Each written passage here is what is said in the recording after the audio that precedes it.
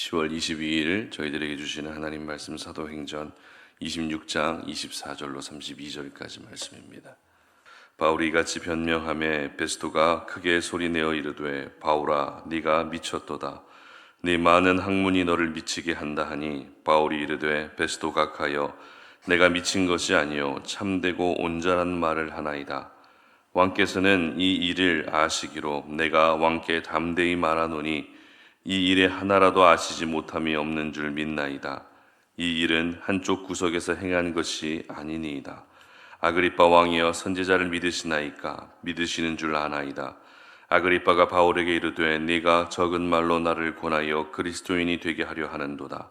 바울이 이르되 말이 적으나 많으나 당신뿐만 아니라 오늘 내 말을 듣는 모든 사람도 다 이렇게 결박된 것 외에는 나와 같이 되기를 하나님께 원하나이다 하니라. 왕과 총독과 버니게와 그 함께 앉은 사람들이 다 일어나서 물러가 서로 말하되 이 사람은 사형이나 결박을 당할 만한 행위가 없다 하더라. 이에 아그리빠가 베스도에게 이르되 이 사람이 만일 가이사에게 상소하지 아니하였더라면 석방될 수 있을 뻔하였다 하니라. 아멘. 우리 모두의 첫 번째 소원이라는 제목으로 오늘 아침 말씀 전합니다. 사람은 누구나 이루어졌으면 하는 그런 소원이 있죠.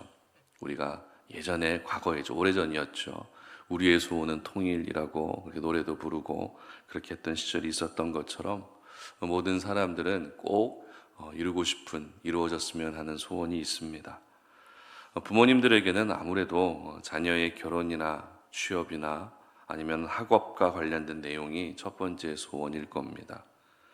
그리고 요즘처럼 의료 대란이 계속되고 있는 상황에서는 아프지 않고 건강하게 사는 것이 첫 번째 소원이기도 합니다.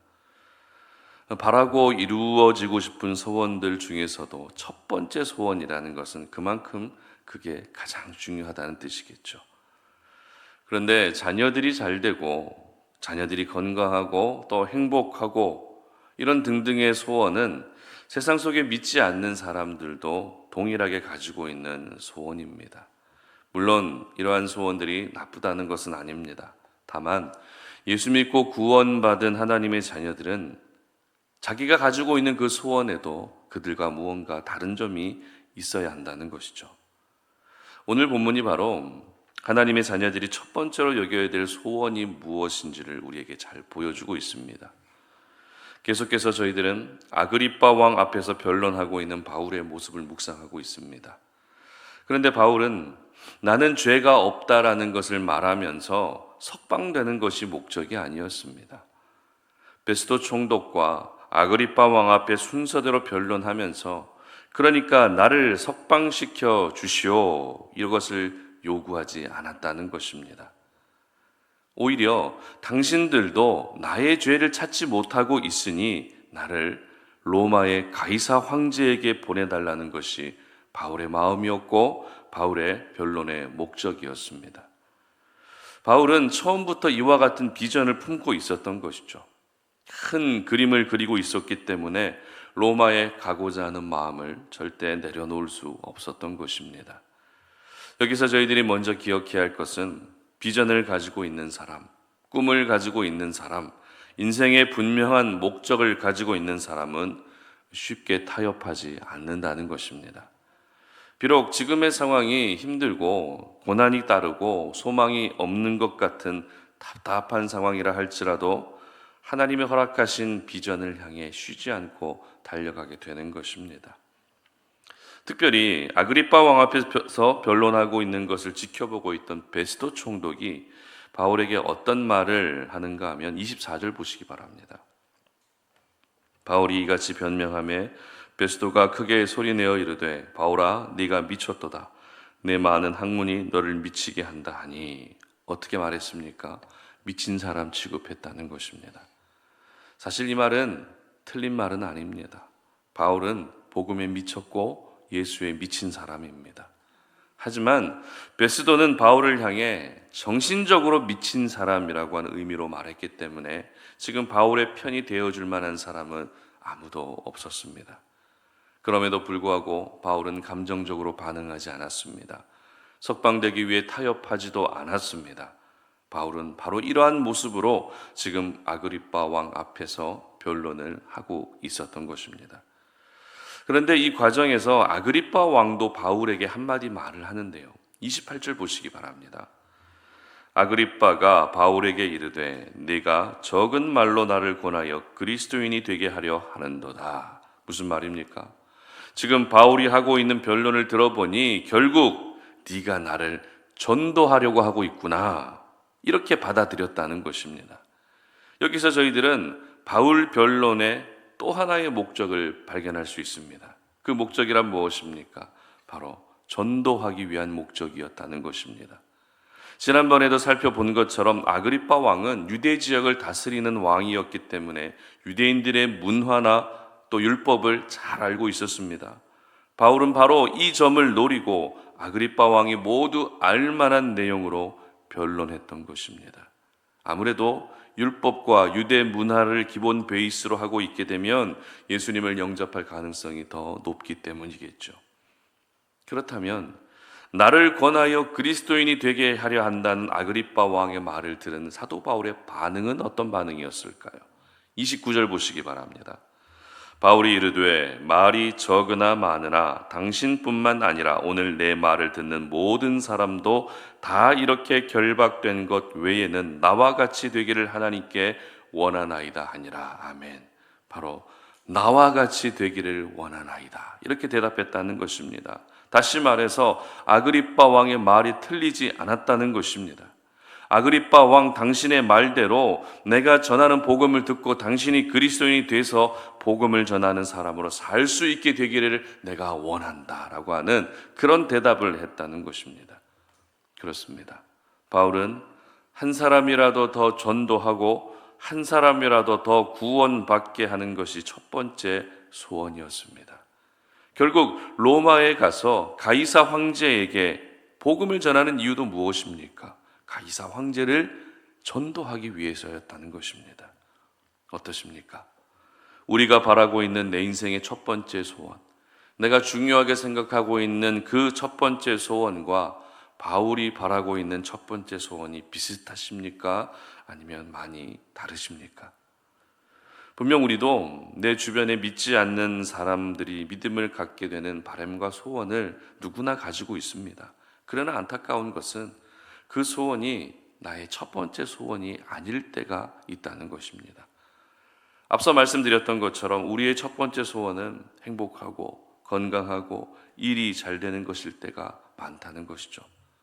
그렇기 때문에 오늘 저희들은 아그리빠 왕 앞에서 변론했던 바울을 통해서 예수 믿고 구원받은 모든 사람들의 첫 번째 소원은 바로 믿지 않는 나의 가족, 믿지 않는 나의 지인들, 내 주변의 사람들이 하루라도 빨리 믿음을 갖게 되는 것이 우리의 첫 번째 소원이 될 수 있어야 되는 것입니다. 그렇다면 다른 소원도 중요한데 왜 굳이 아직도 믿지 않는 자들이 믿음을 갖게 되는 것이 우리의 첫 번째 소원이 돼야 하는 것일까요? 그 이유는 모든 사람은 첫 번째로 여기는 것을 가장 중요하게 생각하고 첫 번째로 여기는 것을 이루기 위해 더 많은 수고를 하기 때문입니다. 드디어 아그리빠 왕 앞에서 했던 변론의 결과가 나옵니다. 32절 보시기 바랍니다. 이에 아그리빠가 베스도에게 이르되 이 사람이 만일 가이사에게 상소하지 아니하였더라면 석방될 수 있을 뻔하였다 하니라. 아멘. 무슨 말입니까? 바울의 무죄가 밝혀집니다. 바울이 죄가 없다라는 것을 아그리빠 왕조차도 인정하게 됩니다. 그리고 바울이 원하는 대로 가이사 황제에게로 보내지는 결정이 내려지게 된 것입니다. 여러분, 바울이 가이사 황제에게 보내지게 됐다는 것은 베스도와 아그리빠 왕 앞에 서는 것보다 더 위험한 일입니다. 그러나 바울의 삶 가운데 가장 첫 번째 소원이 바로 이 가이사 황제에게 복음을 전하는 것이었다면, 이 부분을 주목한다면 결국 그 소원이 이루어지게 됐던 것입니다. 그만큼 바울은 모든 사람들이 예수님을 믿고 구원받게 되는 첫 번째 소원이 이루어지기 위해 생명을 아끼지 않았고 모든 열심과 수고를 다했던 것입니다. 그렇습니다. 우리에게 건강이 첫 번째 소원이 되면 건강하기 위해 운동도 하고 식단도 조절하고 영양제도 꼬박꼬박 챙겨 먹게 됩니다. 자녀와 관련된 일이 첫 번째 소원이 되면 모든 삶의 패턴이 자녀에게 맞춰지게 되어 있습니다.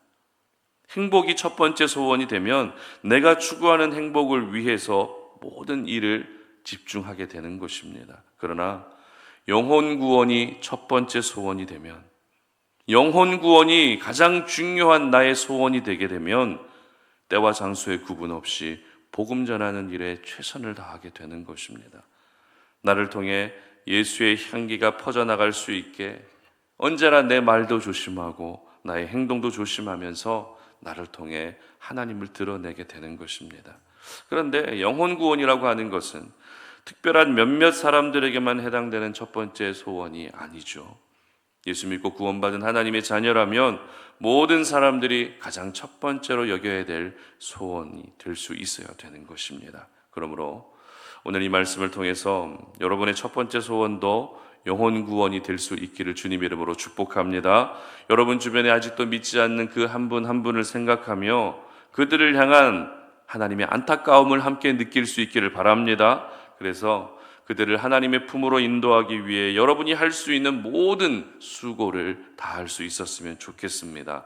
한 영혼을 향한, 그 영혼이 주님의 품으로 돌아오게 하기 위한 여러분의 그 수고는 절대 헛되지 않을 것이고 그 거룩한 수고가 반드시 아름다운 열매로 나타나게 될 것입니다. 바라기는 이 은혜가 오늘 하루 여러분들의 삶 가운데 충만하게 임할 수 있기를 주님의 이름으로 축복합니다. 함께 기도하겠습니다. 하나님 감사합니다. 오늘 우리가 주님 앞에 나와 예배하며 주님이 주신 생명의 말씀을 붙들고 우리의 가장 첫 번째 소원이 어떤 소원이어야 하는지를 돌아보게 하시니 감사합니다. 내 자녀가 형통하고 내가 건강하고 행복하고 다 중요하지만 그러나 예수 믿고 구원받은 하나님의 자녀들의 공통의 첫 번째 소원은 바로 아직도 믿지 않는 영혼들이 주님 앞으로 돌아오고 그들이 하나님을 아버지라 부를 수 있는 영혼 구원이 우리 모두의 첫 번째 소원이 되게 하여 주시옵소서. 그래서 그 한 영혼을 주님의 품으로 인도하기 위해 내가 할 수 있는 거룩한 수고와 열심을 다할 수 있는 복된 날이 되게 하시고 하나님 아버지 그 수고의 아름다운 결실이 열매가 우리 삶 가운데 맺혀질 수 있도록 은혜 베풀어 주시옵소서. 감사드리며 예수님의 이름으로 기도드립니다. 아멘.